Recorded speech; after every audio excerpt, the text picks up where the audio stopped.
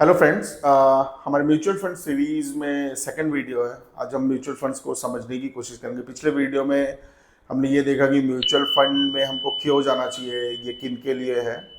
और आज के वीडियो में हम ये समझने की कोशिश करेंगे कि म्यूचुअल फंड्स क्या होते हैं। म्यूचुअल फंड्स असेंशली क्या है। म्यूचुअल फंड ये है कि ये पूल हो रहा है पैसा, इंडिविजुअल से पैसा लेके एक फंड क्रिएट किया गया है। एक रेप्यूटेड कंपनी, एक रजिस्टर्ड कंपनी जो कि रेगुलेटेड है बाय फाइनेंशियल अथॉरिटीज, पूल कर रही है पैसा और एक फंड मैनेजर को हायर करके उस पैसे को एक जुडिशियली इन्वेस्ट कर रही है मार्केट में। टाइप वाइज देखें तो इंस्ट्रूमेंट टाइप वाइज हम देखें तो डेट फर्स्ट कैटेगरी है, फिर आपका इक्विटी म्यूचुअल फंड्स कैटेगरी है, फिर आपका हाइब्रिड फंड्स होते हैं जो डेट प्लस इक्विटी होते हैं, फिर गोल्ड म्यूचुअल फंड्स भी होते हैं।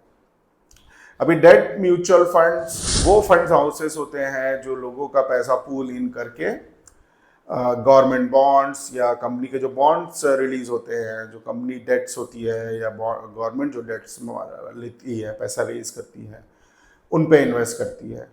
रिलेटिवली सेफर होता है, ये कम रिस्की होता है और गवर्नमेंट बॉन्ड्स को तो रिस्क फ्री ही कंसीडर करते हैं। बट यदि कॉर्पोरेट बॉन्ड्स है तो उसमें रेटिंग के हिसाब से अलग अलग रिस्क प्रोफाइल्स होते हैं। डेट फंड्स में आप यदि ये देखेंगे रिटर्न तो आपको एज लो एज 4% से लेके आपको 9% तक का रिटर्न रफली आप मार्केट में देखेंगे। फिर सेकंड कैटेगरी आपका होता है equity mutual funds. Equity mutual funds वो होते हैं जिसमें फंड हाउसेस पैसा लेके प्योरली स्टॉक मार्केट में इन्वेस्ट करते हैं। इसके अंदर भी बहुत सारी कैटेगरीज, सब कैटेगरीज हैं जो अभी इस वीडियो में आगे कवर करेंगे। इक्विटी म्यूचुअल फंड्स का आप एवरेज रिटर्न जाए, जैसे लास्ट 10 साल का यदि आप रिटर्न देखेंगे तो लार्ज कैप का जैसे कि 12% ऑन एन एवरेज आता है। सिमिलरली आपका स्मॉल कैप का 18% पर एनम तक चला जाता है। तो ये हो जाते हैं इक्विटी म्यूचुअल फंड्स। और उसके बाद हाइब्रिड फंड्स होते हैं जिसमें फंड मैनेजर्स डेट और इक्विटी को दोनों पे इन्वेस्ट करते हैं depending on the market scenario. जैसे कि अच्छा साइकिल नहीं है, यदि उनको लग रहा है कि इक्विटी मार्केट में अच्छी अपॉर्चुनिटी नहीं है स्टॉक मार्केट में, तो वो डेट साइड ज़्यादा कर देते हैं। यदि उनको लगता है कि इक्विटी साइड अपॉर्चुनिटी बेटर है तो वो उधर अलोकेशन बढ़ा देते हैं। या फिर कुछ फंड्स ऐसे होते हैं जिनमें इक्विटी और डेट का फिक्स परसेंट पे वो प्रॉमिस करते हैं। शुरू से ही उन्होंने फिक्स कर दिया कि हम इतना डेट और इतना इक्विटी रखेंगे। तो ये हो जाते हैं हमारे हाइब्रिड फंड्स। इनके रिटर्न जनरली, क्योंकि इसका मोटिवेशन ही थोड़ा सेफ्टी होता है, तो अब इसको भी सब 10-11% कैटेगरी में रख सकते हैं। और इसके बाद आपके गोल्ड म्यूचुअल फंड्स होते हैं। Whereas so gold mutual fund एक रूट है, but there are better routes like SGB जो गवर्नमेंट्स रिलीज करती हैं। थोड़ा एक्सपेंस का उसमें फर्क होता है। म्यूचुअल फंड्स में सिंस एक्सपेंस की बात हो रही है तो एक इम्पॉर्टेंट इन्फॉर्मेशन मैं बता देता हूँ कि कोई भी फंड हाउस आपसे पैसा लेके यदि इन्वेस्ट कर रहा है तो आपके रिटर्न जो आएंगे उसमें से एक छोटा सा परसेंटेज वो एज एन एक्सपेंस लेते हैं, जिससे वो अपना खर्चा, अपने ऑपरेशनल कॉस्ट निकालते हैं। तो ये फंड कैटेगरीज हैं।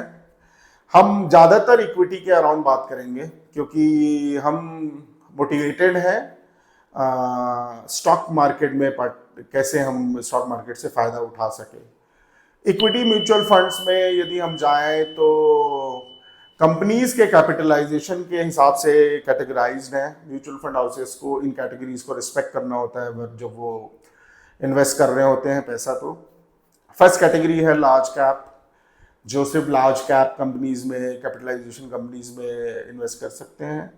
लार्ज कैप का क्राइटेरिया आपका company which has capitalisation more than 20,000 crore. फिर आपका मिड कैप होता है, मिड कैप फंड्स हैं। मिड कैप में आप 20,000 करोड़, 5,000 करोड़ से 20,000 करोड़ तक की कंपनीज होती हैं। स्मॉल कैप में 5,000 करोड़ से नीचे की कंपनीज होती हैं। तो ये 3 कैटेगरीज हैं। और उसके बाद एक कैटेगरी होता है मल्टी कैप और फ्लेक्सी कैप। तो अभी इस म्यूचुअल फंड के अंदर फंड मैनेजर को फ्लेक्सिबिलिटी होती है कि वो अक्रॉस कैप्स नाच सकते हैं। लार्ज कैप में डाल दिए, मिड कैप में डाल दिए, स्मॉल कैप में, उनके प्रपोर्शंस को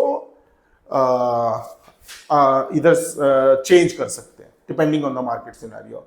और ऐसा होता भी है, और ये फ्लेक्सी कैप का ये बेनिफिट भी है कि यदि आप फंड मैनेजर को फ्लेक्सिबिलिटी देंगे तो depending on the market cycle वो आपका अलोकेशन प्रॉपरली कर सकते हैं।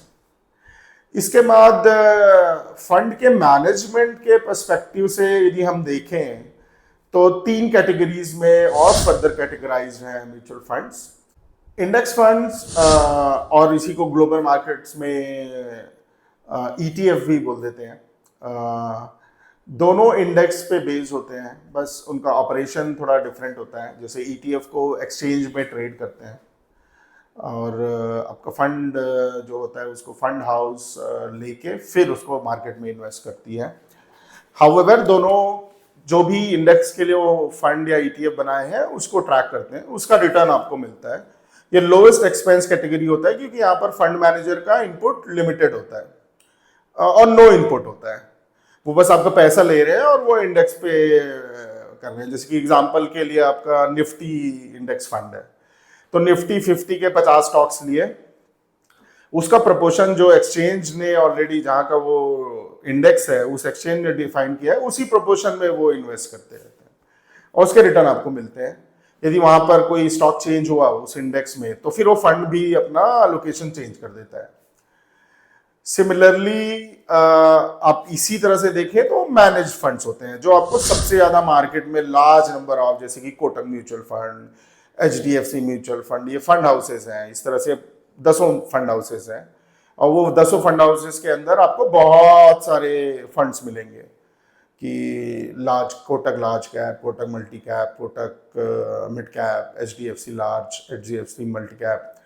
सो ये इनको हम मैनेज्ड फंड्स बोलते हैं। मैनेज्ड फंड्स का कॉन्सेप्ट ये होता है कि जो फंड मैनेजर होता है वो कंपनीज या स्टॉक सेलेक्ट करता है। तो जैसे कि मिड कैप फंड की हम बात करें, फॉर एग्जांपल यदि SBI मिड कैप फंड की हम बात कर रहे हैं तो SBI मिड कैप का जो फंड मैनेजर होगा वो पोर्टफोलियो ऑफ स्टॉक्स डिसाइड करेगा, स्टॉक्स पिक करेगा, कब तक किसको रखना है वो डिसाइड करेगा और वो आपको रिटर्न ला के देगा।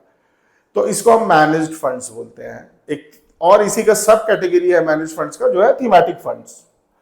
सो थीमेटिक फंड जैसे कि सेक्टरल थीमेटिक हो सकते हैं कि आपका power sector fund, energy sector fund, PSU funds, तो ये सारे थीमेटिक फंड्स होते हैं जो थोड़े और फोकस्ड होते हैं। पर्टिकुलर सेक्टर पे यदि आप रिटर्न चेज कर रहे हैं तो उस सेक्टर का आप उसमें से रिटर्न ले सकते हैं। तो अभी इस तरह से देखा जाए तो ये पूरा एक फंड, म्यूचुअल फंड्स का एक लैंडस्केप तैयार होता है। अभी नेक्स्ट वीडियो में हम ये बात करेंगे कि इन म्यूचुअल फंड्स का जो पूरा लैंडस्केप है इसमें से हम कैसे फंड सेलेक्ट करें। Basically a street smart guide to selecting a mutual fund for your investment. Thank you.